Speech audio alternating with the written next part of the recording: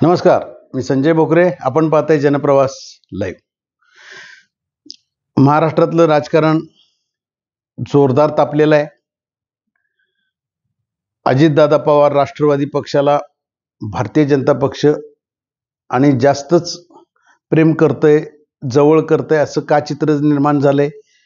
का एकनाथ शिंदेंच्यावर डाव करायचा म्हणून हे चाललंय? ह्या सगळ्या गोष्टीचं विश्लेषण करणं आवश्यक आहे. कारण याचं कारण एकच आहे. एकनाथ भाऊ शिंदे, एकनाथ शिंदेची शिवसेना ही टार्गेट केली आहे. देवाभाऊंची कूटनीती, ही जोरदार कूटनीती आता सुरुवात झालेली बघायला मिळते. आणि हे भारतीय जनता पक्षाची धोरणं कशी असतात आणि राजकारणात सत्याला महत्व नसतं हे सत्यच आहे.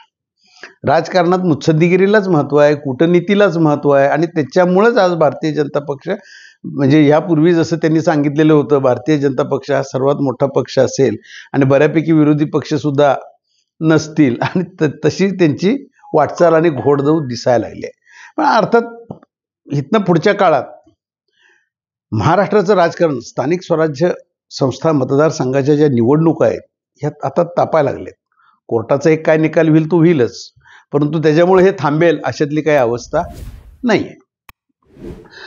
तर ह्याच्यामध्ये अजित पवारांना ब्रश मारायचा किंवा अजितदादांना जवळ करायचं आणि एकनाथ शिंदेचे बऱ्यापैकी आमदार आणि खासदार आपल्या गळाला कसे लागलेत हे खाजगीमध्ये बोलायचं. म्हणजे त्याचा परिणाम सुद्धा नाही म्हटलं तरी सामान्य कार्यकर्त्यांच्यावर झाल्याशिवाय राहत नाही. आणि एकनाथ शिंदे ह्याच्यामुळेच हतबल होताना दिसत आहेत. आज त्यांचा चेहरा, त्यांचे फिजिकल, आपण बॉडी लँग्वेज बघितल्यानंतर लगेच लक्षात येतं. आणि हे कोणही सांगेल की ते थोडं नरमलेले आहेत. अमित शहानी बोलवून सुद्धा त्यांना काय सांगायचं ते सांगितलेलं आहे. त्यामुळं एकनाथ शिंदे हे इथनं पुढच्या काळामध्ये आक्रमक होतात का पुरतं नरमून भारतीय जनता पक्ष भाजपवासी होतात हे बघण्यासारखं आहे आता. कारण त्यांचे 7 खासदार हे मोठा ताकद. आज केंद्रामध्ये मोदी सरकारला त्यांची गरज आहेच, त्यांची गरज आहेच. परंतु आता का गरज वाटत नाही आहे? तर बऱ्यापैकी 7 पैकी 6 खासदार हे त्यांनी आपल्याशी करून टाकलेले आहेत. ते म्हणतील तशी कामं त्यांची करून टाकलेली आहेत. एक चिरंजीव त्यांचे एकनाथ शिंदेचे ठेवले, तेवढा एकच खासदार एकनाथ शिंदेच्याकडे असेल. बाकीचे सगळे भाजपचं गुणगान गात आहेत. आता आमदार 62 पैकी बऱ्यापैकी 2/3 आमदार आज सगळी कामं करून घेण्यासाठी अजितदादांच्याकडे अर्थ खातं आहे, देवाभाऊंच्याकडं गृह खातं आहे, बावनकुळेंच्याकडं महसूल खातं आहे, बलाढ्य खाती सगळी ह्यांच्याकडे आहेत. एकनाथ शिंदे हे नगरविकास पुरते आहेत तिकडं, पण त्याचं काय जास्त सामान्य जनतेशी टच असणारी खाती ही सगळी यांची आहे. आणि देवाभाऊंचं गृह खातं म्हणजे माहितीच आहे सगळं त्याचं काय अवस्था आहे. त्यामुळं हे हतबल झालेले आहेत. आणि काय करायचं, निर्णय काय करायचा ह्याच्यात त्यांच्या चर्चा चालू आहे. परंतु आत्ताची थोडी आपण परिस्थिती बघितली राजकीय, तर एकनाथ शिंदे सुद्धा थोडं आता बोलायला चालू केलेलं दिसते. त्यांनी भारतीय जनता पक्षावर एके ठिकाणी त्यांनी नाव न घेता टीका करायला सुरुवात केलेली दिसते. अहंकारी आहेत, एकाधिकारशाही आहे वगैरे वगैरे आता चालू केलेलं दिसतंय.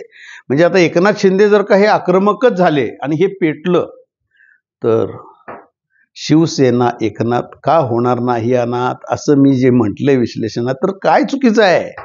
आणि हे तुम्ही करणार का? उदय सामंतांची द्विधा मनस्थिती आहे. त्यांचं ते ओपनिंग बॅट्समन असल्यासारखे उदय सामंत, तानाजी सावंत रुसून बसलेलेच आहेत. ते दिसतंयच आपल्याला. ते कधी काय करतील सांगता येत नाही, कारण त्यांचं आक्रमकपणा ही बघितलेला आहे आपण, आणि त्यांची मुत्सद्दीगिरी पण काय काय वेळेला बघितलेली आहे. परंतु ते आता गप्प आहेत, परंतु नाराज आहेत. परंतु उदय सामंत यांच्याबद्दल उलट सुलट बातम्या येतात, परंतु ते अजूनही एकनाथ शिंदेशी एकनिष्ठ आहेत आणि दिसत आहेत. परंतु ते दोघं मिळून काय चर्चा होतात काय नाही त्या लपून राहत नाहीत, हळू बाहेर येतात. परंतु आत्ता भारतीय जनता पक्ष, देवाभाऊ हे मात्र पेटलेले आहेत. एकनाथ शिंदेना हिसका हात दाखवणार म्हणजे दाखवणार, या मनस्थितीत ते दिसत आहेत. तशी पावलं मग कोकण असेल, विदर्भ असेल, मराठवाडा असेल, पश्चिम महाराष्ट्र असेल, सगळीकडं ती सगळी पेरणी त्यांची चालू आहे, तशा पद्धतीनं वाटचाल चालू आहे. आणि मग एकनाथ शिंदेमध्ये आक्रमक झालेले दिसले, पण त्याच्यासाठी ते स्वतः पुढे आले का?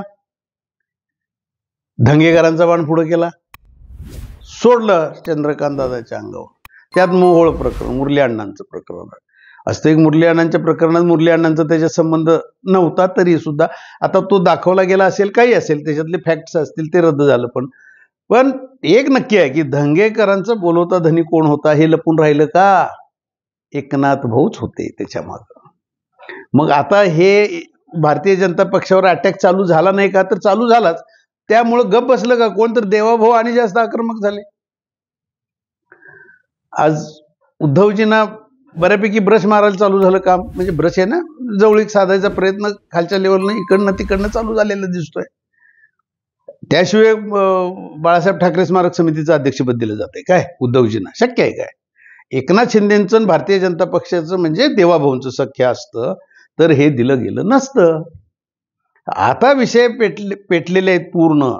आता आमदार आणि खासदार एकनाथ शिंदेचे हतबल, ते जसं आणि ते हतबल झाले की एकनाथ भाऊ हतबल. आता ह्याच्यातनं देवाभाऊंची कूटनीती अशी होईल असं दिसतं एकंदरीत, की आता एकनाथ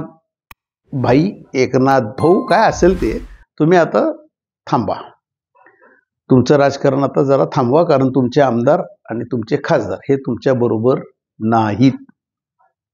हे चित्र दाखवण्याचं काम आता सुरू झालेलं आहे. आणि केंद्र सरकार म्हणजे भारतीय जनता पक्षातले केंद्रातले नेते हे काही करून मुंबई महापालिका आपल्या ताब्यात पाहिजे हा हट्ट त्यांचा असल्यामुळं देवाभाऊ सांगतील ते ऐकणार.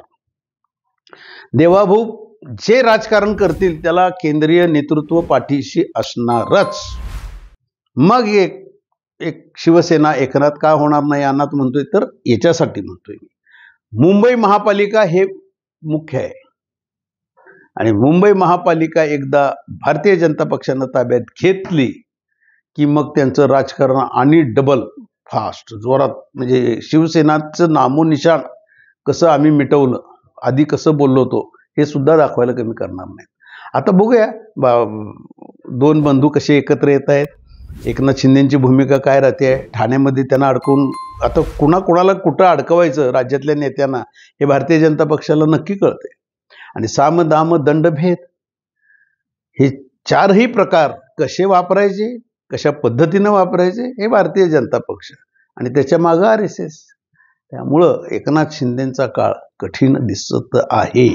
आणि देवाभाऊ जोरदार कूटनीती राजकारण त्यांची चालू, त्याच्यात कोण टिकणार हे बघण्यासारखं असेल. आज इथंच थांबू, उद्या पुढच्या भागात.